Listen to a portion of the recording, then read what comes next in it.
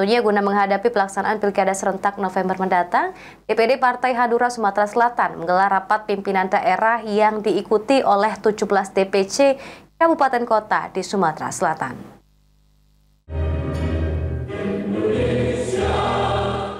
Bertempat di Hotel Beston Palembang, Dewan Pimpinan Daerah DPD Partai Hanura Provinsi Sumatera Selatan menggelar rapat pimpinan daerah Rapimda yang dibuka langsung oleh Ketua DPD Partai Hanura Provinsi Sumatera Selatan, Ahmad Al-Azhar. Rapimda ini digelar secara serentak se-Indonesia dan penting karena berkaitan dengan akan dilangsungkannya Pilkada serentak November mendatang.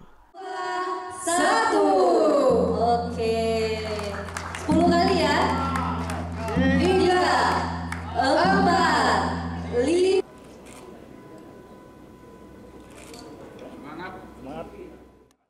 Dalam Rapimda ini juga ada berbagai rekomendasi terhadap calon kepala daerah dan akan menghasilkan pengumuman penting terkait dukungan Partai Hanura dalam kontestasi Pilkada Gubernur dan Bupati Wali Kota se-Sumatera Selatan. Kami dari Hanura bahwa Rapimda itu rapat yang membahas hal-hal yang khusus.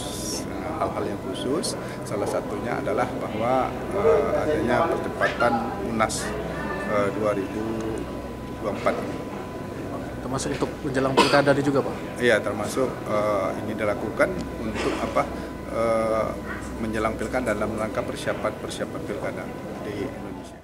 Rapat pimpinan daerah Partai Hanura Sumatera Selatan ini dihadiri oleh jajaran pengurus Partai Hanura, mulai dari DPD dan DPC 17 Kabupaten Kota hingga Dewan serta anggota DPRD terpilih dari Partai Hanura. KSB dari 17 kabupaten kota, kemudian anggota DPRD yang tadi 2019, 2024 dan anggota DPRD terpilih 2024-2029. Aji Dalia, PAL TV.